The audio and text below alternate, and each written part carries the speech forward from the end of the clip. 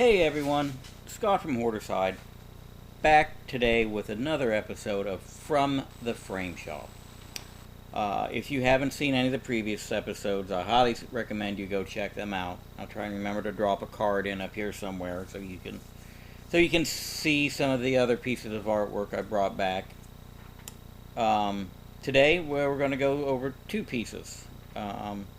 One was an A-OK from Jonathan, who some of you might know as War Machine Punisher. And then the other is a piece of art that I bought all the way from France. So let's roll into the first piece. So this piece here came from Jonathan. This was an A-OK he had sent me a couple months back, and I did not realize until I took it out of the frame just how discolored it was. If you guys notice how pink and purple it is all the way around, and how kind of blah it is right here in the center. Well, that's exactly what the whole thing should have looked like. Somehow, however, this one was stored. This Betty Boop animation cell, the colors of the cell itself stayed perfect, but the construction paper underneath just didn't fare too well. So I took this over to my frame guy, and here's what we came up with. So sorry the final picture isn't so good. I don't have a professional photography setup here, especially when I'm dealing with glass. Can't eliminate that reflection. Maybe someday. But quite a difference between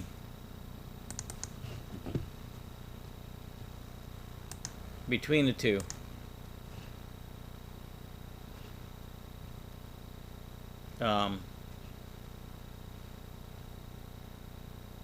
Just amazes me how everything that was protected underneath the frame and the matting stayed pink and purple. And Jonathan told me he was pretty sure that this piece stayed in a trunk for a long time and didn't even see daylight. So I think it must have been hanging somewhere, but I think my frame guy did a pretty good job at recreating, and he made sure to leave the cell tags visible within the framed art, and I don't think they were previously. I think they were hidden under the matting. So, piece number one. I like animation cells if the content's right, and you gotta love Betty Boop. I'm not sure what particular animation this is from. I'm not really sure of the age. Based on the other animation cells that he had, I would have guessed somewhere in the late 60s, early 70s, but that's just a guess. So if anybody thinks they know where this Betty Boop cell is from, let me know. Definitely would love to find out.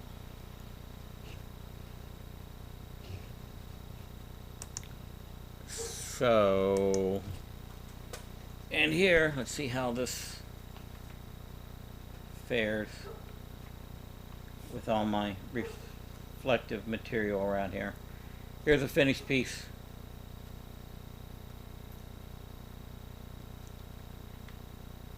And it's got a clear little wall space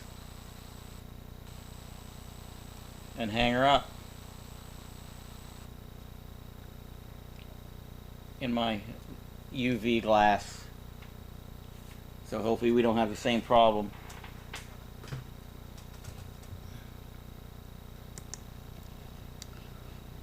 Alright, moving on to the second piece.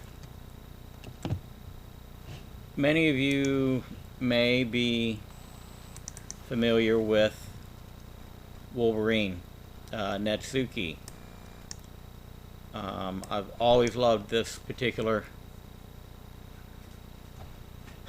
series from George Pratt. He won an Eisner for this. And if you're not familiar, Pratt did watercolor panel for every panel in the book. He did a full size or oversized page. So if there were 5 panels on a page, he maybe did 5 8x10 or 5x7 size watercolors that he then scanned and reduced to fit into his page format. Page 1 of issue 1 just happened to be a single panel. And I was able to pick it up. I found it from a seller in France, of all places.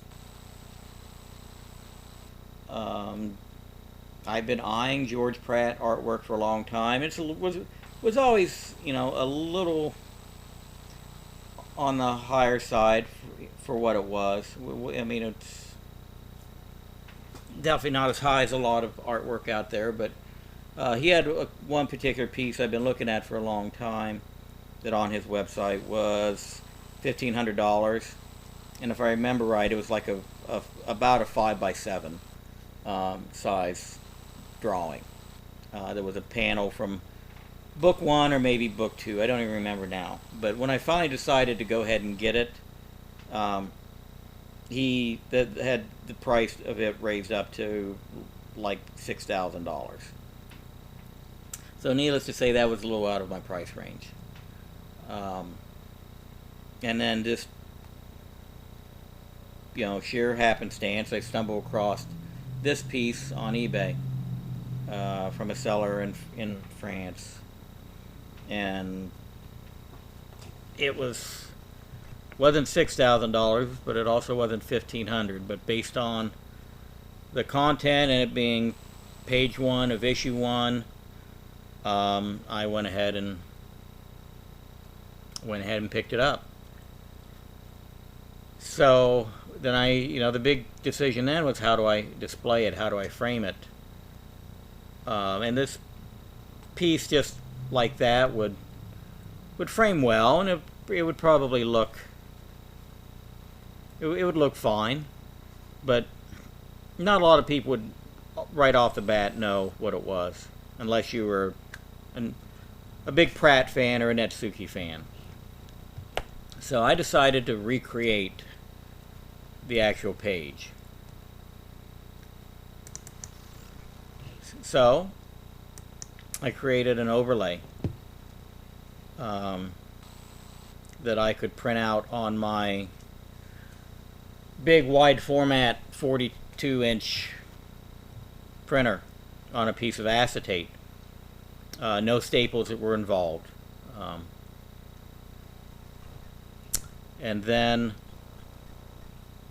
I actually had a friend help me who's got a print shop cut out white vinyl backers to put behind the tan word balloons to make them stand out more, because this printed on the acetate was kind of a little bit of transparency to it, and it didn't quite view.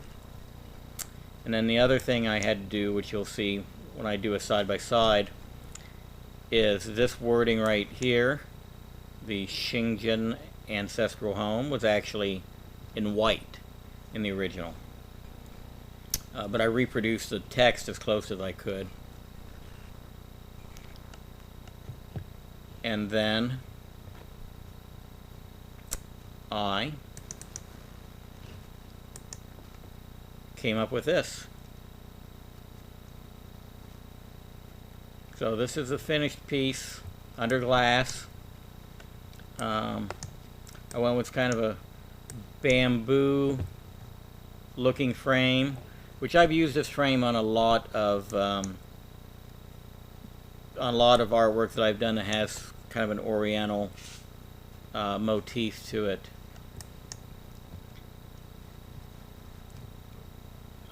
But you can see how the text balloons they stand out well. If you look really hard, you can see where the dark border ends and you have this kind of little haze beside it. It's because the white underlayment is just slightly smaller than the actual printed box, which you have to really scrutinize to see. And again, then there's our black text, and it kind of lined up just right below the black border.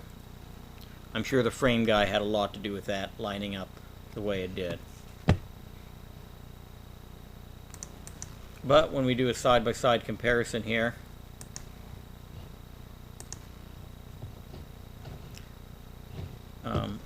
again, you can see, the white lettering as opposed to what I had to go with, and double black borders on all the word balloons.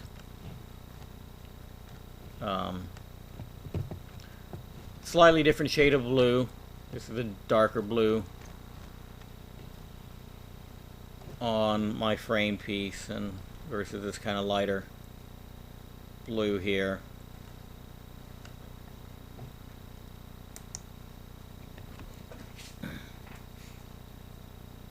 But I thought it turned out pretty well. Close enough, you know exactly what it is. I mean, it's not exact. But it's pretty damn good, I think. It was a nice learning experience. I'm doing these acetates. And I also bought myself a vinyl cutter, so on my next piece I do with the overlay, I'll be able to print out my own white backers to put on.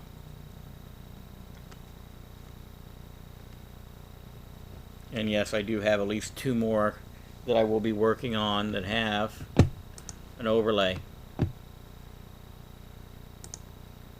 So, take a look at that original one more time.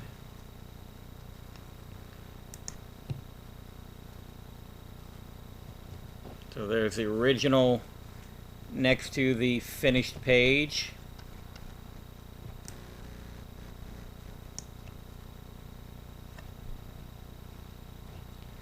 And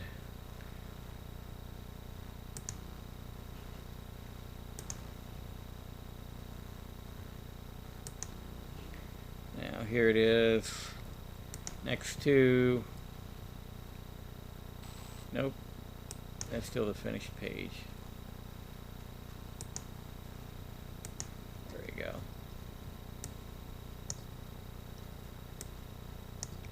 What it looks like in the finished frame.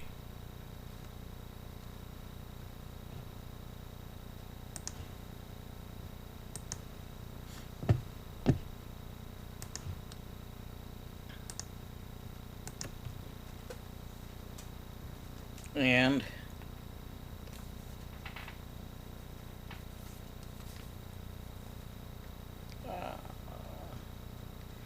this one's even bigger, harder to get no glare to. But there we go.